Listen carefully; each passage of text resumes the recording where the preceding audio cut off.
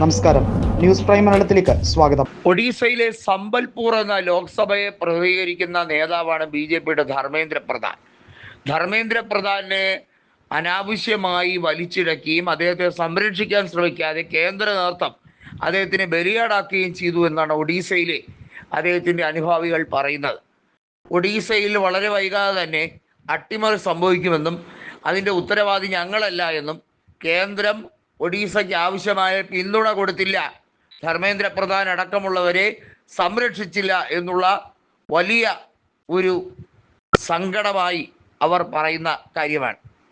മാത്രമല്ല, ഒഡീസ മുഖ്യമന്ത്രിയായ മോഹൻ ചരൺ മാഞ്ചിയെ നിലവിലുള്ള സ്ഥാനത്ത് നിന്ന് മാറ്റി പകരം മുഖ്യമന്ത്രിയായി ധർമ്മേന്ദ്ര പ്രധാനെ അവരോധിക്കണം എന്നും പറഞ്ഞിരിക്കുകയാണ്. ധർമ്മേന്ദ്ര പ്രധാനെ ആയിരുന്നു BJP ഒഡീസയിൽ മുഖ്യമന്ത്രി സ്ഥാനത്തേക്ക് പരിഗണിക്കാനിരുന്നത്. എന്നാൽ കേന്ദ്രമന്ത്രിയായതിനു ശേഷം അദ്ദേഹത്തെ ആ സ്ഥാനത്ത് നിന്നും രാജിവെപ്പിക്കേണ്ടതില്ല എന്ന കാരണം പറഞ്ഞാണ് BJP മറ്റൊരു വ്യക്തിയെ, അതും BJP സാധാരണഗതിയിൽ താല്പര്യം കാണിക്കാത്ത ദളിത് മേഖലയിൽ നിന്നുള്ള ഒരു വ്യക്തിയെ പിടിച്ച് അവിടെ മുഖ്യമന്ത്രിയായി അവരോധിച്ചത്.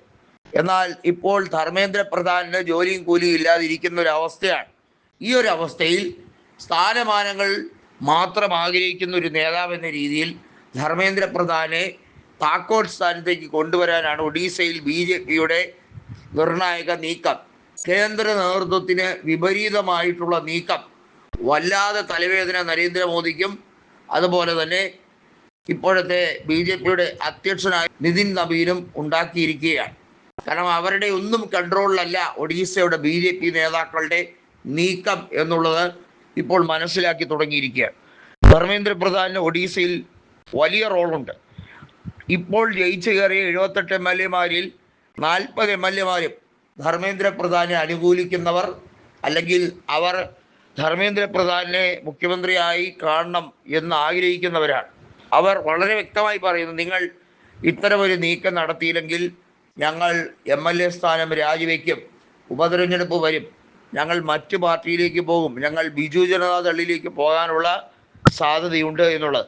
ഇപ്പോൾ ജയിച്ചു വന്ന 78 MLA-മാരിൽ 40ഓളം പേർ മുൻകാലങ്ങളിൽ ബിജു ജനതാദളിൽ പ്രവർത്തിച്ച നേതാക്കളാണ് എന്നുള്ളത് നമ്മൾ മനസ്സിലാക്കാതെ പോകരുത്. കാരണം അവരെല്ലാം പതിയെ പതിയെ ധർമ്മേന്ദ്ര പ്രധാനും അവിടുത്തെ BJP അജണ്ടകളും അംഗീകരിച്ച് മുന്നോട്ട് വന്നതിന് പ്രധാനമായും പല ലക്ഷ്യങ്ങളുമുണ്ട്.